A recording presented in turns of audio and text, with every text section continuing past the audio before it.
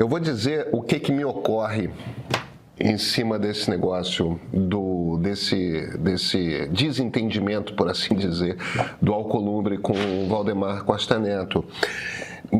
Eu não sei quem que criou um problema para si, se foi o Alcolumbre que criou um problema para si ou foi o Valdemar que falou demais com gente demais e assim criou um problema para si. O que me ocorre é o seguinte: vai pegar mal para o Alcolumbre agora se o Senado, se o Congresso, na verdade, né, derrubar esses vetos à lei, a lei que muda a dosimetria das penas. Porque aí vai todo mundo achar que foi porque o Alcolumbre fez um acordo com o Valdemar Costa Neto. Agora, publicamente, o Alcolumbre meio que se colocou numa posição em que ele tem que trabalhar para que o veto não seja derrubado. Você não fica com essa impressão, não? Pode começar. Eu não, mas não acho que esteja necessariamente errado. O que ficou para mim é a outra ponta, é a de que está ficando cada vez mais desconfortável, embora todos estejam trabalhando neste sentido, evitar CPIs que cheguem ao master. O custo político disso vai ser cobrado, se não pelos pares, porque me parece que existe muito interesse de brecar as CPIs, de chegar próximo ao que interessa de master. Eu não sei o quanto depois, eleitoralmente isso vai ser cobrado depois. Eu fiquei pensando mais na outra ponta do acordo do que nessa da dosimetria, mas enfim, quero ouvir o Criomar. Primeiro, boa tarde de novo aí, pessoal. Eu creio que tem duas coisas que são bem interessantes e talvez sejam perguntas anteriores a esse processo. A primeira é de quem é a fatura da crise do Master. Uhum. E eu creio que nesse aspecto, se a gente tentar limpar a paisagem, a gente vai encontrar ali muito centrão, uhum, né? Alguns da base do governo, alguns do core da oposição, e tem indícios que envolvam pessoas dentro do STF. uhum. Tem um princípio que a gente esqueceu no Brasil de uns anos para cá, é que todo mundo é inocente até que se prove o contrário, inclusive quem está detido sob investigação. Esse princípio foi jogado por terra no tempo. E aí a segunda pergunta daí derivada é: à medida que a gente define de quem é a crise do Master, quem vai pagar o pato da crise do Master? Uhum. E eu creio que o movimento que a gente vê hoje em Brasília, e que é um movimento que, em algum sentido, é alimentado por uma expectativa da sociedade, que vai ser turbinada pelas ações do jornalismo, que faz o seu papel, né? Jornalismo que se presta a criticar, é um jornalismo que funciona dentro de uma ordem democrática. O jornalismo que tende a ser assessoria de comunicação é outra coisa. Então, está cada um no seu papel.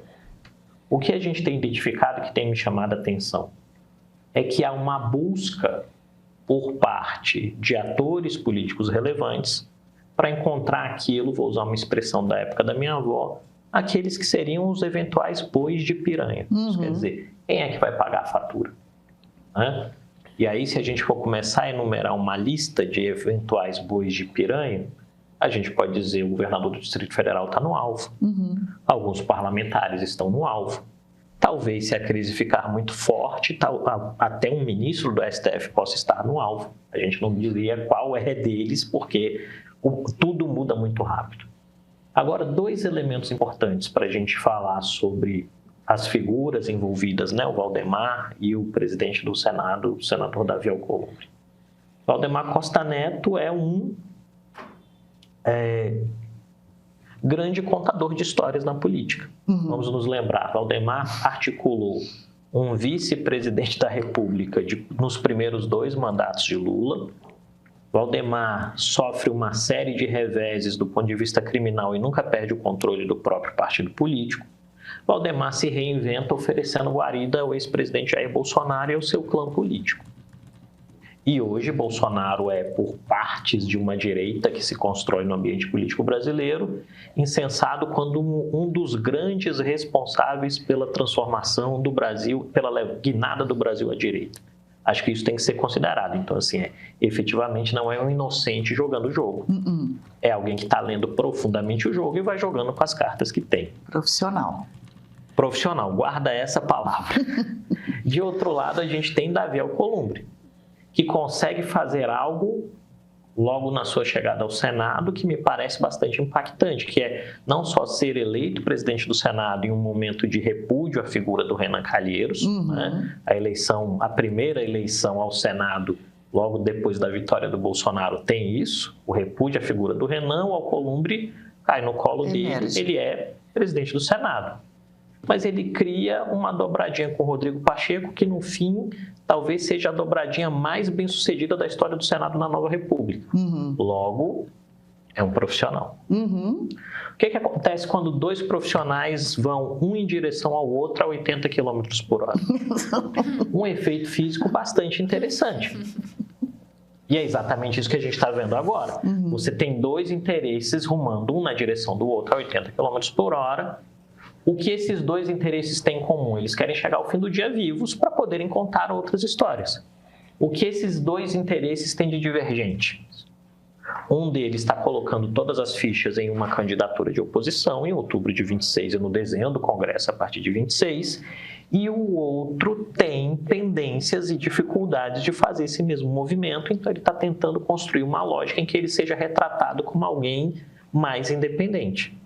Ao final do dia, o que me parece que é comum para ambos os lados, quando a gente está pensando nessa conjuntura e é uma força reinante em Brasília, a maior parte do sistema político gostaria de encontrar objetivamente e rapidamente alguns bois de piranha e passar a crise do Master para a página 2.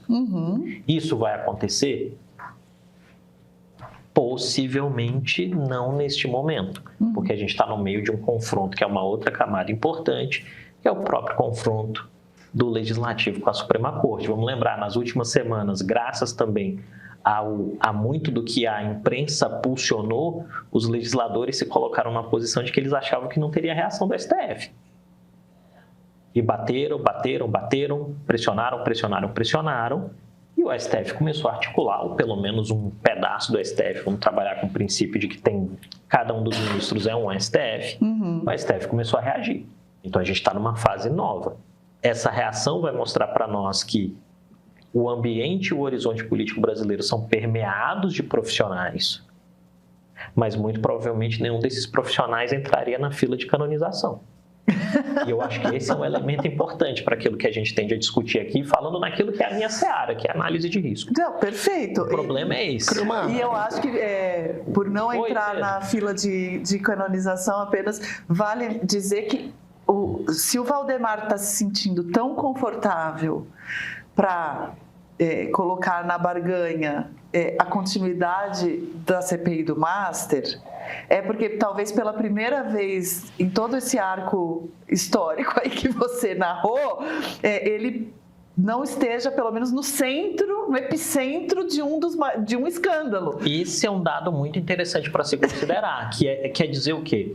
O que a Nova República produziu? A Nova República produziu muitas coisas boas, né? Vamos dizer. A Nova República produziu o Plano Real e a estabilização econômica. A Nova República colocou mais gente nos hospitais e mais gente nas escolas. A Nova República fracassou em segurança. Mas tem um fenômeno que a Nova República produziu do ponto de vista político, que é a capacidade de gerar um número muito alto de atores cuja maior habilidade é sobreviver e se reinventar. E talvez o conforto do Valdemar seja de olhar e dizer: talvez, desta vez, eu não tenha nenhum tipo de comprometimento que efetivamente me implique. Então, eu sou um ganhador do jogo. E aí posso pressionar. E eu creio que essa é uma característica muito forte quando a gente está falando de Brasília. Brasília é um excelente moedor de gente e reputação. Quem está numa posição mais privilegiada, mesmo tendo uma biografia que talvez não seja canonizável, vai tentar tirar proveito disso para pressionar o outro. Pedro, acho que você tinha falado, te peço desculpas. Não, fui eu que atropelei. Nenhum problema. Deixa eu fazer... eu gostei da sua explicação desse jogo, Valdemar, Alcolumbre. Eu acho que tem uma diferença, tá? E essa diferença conta a favor do Valdemar, se eu estou lendo direito, mas aí quero saber qual é a sua opinião. Pelo seguinte... O Alcolumbre está diretamente ligado ao escândalo Master. Por quê? Porque, do ponto de vista percentual, o governo que mais botou dinheiro no Banco Master foi, através do seu fundo de pensão, o governo do Amapá. Decisão de alguém que foi pessoalmente indicado pelo Alcolumbre. Percentualmente, foi o estado que mais botou dinheiro. Em termos de números totais, foi o segundo estado que mais botou dinheiro, porque o Rio de Janeiro botou mais. Agora, compara o PIB do Rio de Janeiro com o PIB do Amapá. O Rio de Janeiro tem o segundo PIB do país, o Amapá tem, sei lá, o 20º. Estou chutando esse número, evidentemente, mas o Amapá, a gente nasceu, o Amapá era território. Né? É um estado que 80% do dinheiro que vai para o Amapá vai do governo federal. É um estado que não tem economia. Então, a gente não está falando de... O tamanho do escândalo do Banco Master no colo do Alcolumbre é gigante. Poucos políticos estão tão implicados com o Banco Master quanto o Davi Alcolumbre. Enquanto que, se a gente está falando de prisão ou não prisão, dosimetria, diminuir a pena, libertar, anistiar, graça presidencial, seja lá do que a gente está falando no entorno de Jair Bolsonaro, a vida do ilustríssimo senhor presidente do PL não muda nada. Nada. Pelo contrário, o Bolsonaro preso é ótimo para o Valdemar, porque se nenhum veto for derrubado, é ótimo para o Valdemar, porque alimenta o discurso de estamos sendo injustiçados pela tirania do Supremo, por isso, por aquilo, tal. A diferença nesse jogo, nessa disputa, o Valdemar se vira, me ajuda na dosimetria que eu te ajudo no Master, e o Alcolumbre dá uma pirada ali. A diferença é que um tem muito interesse pessoal no jogo, a vida dele muda concretamente, dependendo de como for para frente o caso do Banco Master. E o outro, na verdade, não tem nada no jogo, não. Não nesse jogo que eles estão disputando. E eu acho que isso muda muito o equilíbrio de forças nessa disputa, não te parece, não? E talvez por isso que tenha vindo a público, né? Porque se o Valdemar tivesse muito a perder, a conversa talvez ficasse no bastidor, né? Então, eu creio que tem aí, tem uma camada acessória que eu acho interessante também. Que significa dizer, o Valdemar obviamente está numa posição que é de puxador de cordas, né? Ele está organizando o Partido Liberal, focado em uma eleição cuja grande plataforma do Partido Liberal é possivelmente vencer a presidência da República e ter o maior número possível de deputados, senadores, governadores, por aí vai, dentro dessa árvore. Eu acho que isso é importante. Tem um elemento interessante aí que talvez, eu acho que serve para trazer um pouco de confusão para a reflexão, que é o status do próprio Valdemar dentro dessa conjuntura política e dentro do Partido Liberal, à medida que a gente tem observado a construção de uma pré-candidatura do Flávio, que envolve também um movimento mais qualificado da família Bolsonaro para ter mais controle do PL. E aqui eu estou fazendo referência basicamente à diferença do movimento que foi feito sobretudo pelo Eduardo, quando eles tentaram ter controle do antigo PSL, que depois vira União Brasil na fusão com Democratas, e o que está acontecendo agora. Uhum. Vamos lembrar aqui um vazamento proposital feito pelo Flávio, que é o caderninho das anotações, né? Uhum. Em que ele diz o desenho, os governadores, diz até quem queria um dinheiro para desistir de ser governador, isso, né? Você deixa o caderno ali, a imprensa tem que noticiar. O cara vai tirar a foto e vai noticiar. Uhum. Eu creio que tem um elemento que talvez pressione um pouquinho o Valdemar, mas não invalida a tese que o Pedro trouxe, que é dizer, ao mesmo tempo em que o Valdemar tem o conforto de não estar diretamente implicado ou no Master ou no processo eleitoral por disputar mandato, ele tem a necessidade real de mostrar que ainda é útil dentro da conjuntura. Uhum. Porque vamos lembrar o seguinte, Jair Bolsonaro está preso, é carta fora do baralho. O principal candidato de oposição é seu filho, Flávio Bolsonaro, que tem feito uma interlocução direta com o pai e cuja pré-candidatura não nasce de um diálogo com o Valdemar, ela nasce de um diálogo com o pai.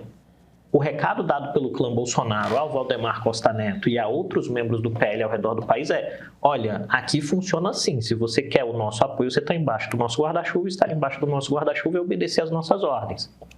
Isso foi criando ao longo das últimas semanas e talvez do último mês e meio algumas situações em que por vezes o Valdemar teve que vir a público para dizer: eu sou relevante ainda, eu sou relevante ainda. Entra numa entrevista em que ele fala para dizer que é relevante. Ele vem depois dizer: não, eu sou parte das escolhas. Então, me parece aí que, de maneira complementar à hipótese da reflexão do Pedro, a gente tem que o Valdemar, no jogo com o Alcolumbre, ele está numa vantagem estratégica.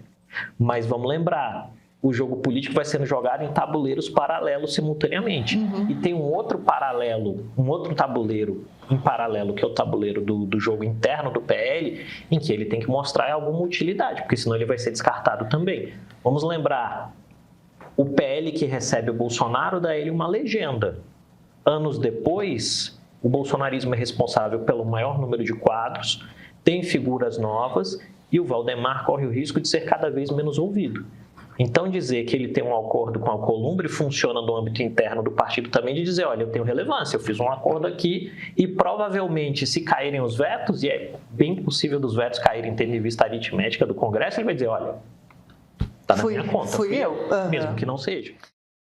Olha, se você cansou da raiva da direita e do auto-engano da esquerda, se você quer saber antes de opinar e de votar, seu lugar é o meio. Se você tá aqui, já deu o primeiro passo, o segundo é o meio primo. Quem assina recebe a newsletter mais cedo, a edição de sábado com reportagens feitas com tempo e profundidade, os bastidores de Brasília toda quarta no meio político, a pesquisa Meia Ideia, que é o retrato mensal do eleitor real, primeira mão. E cara, ainda acessa filmes e séries originais do nosso meio streaming. R$15 por mês, você não vai se arrepender.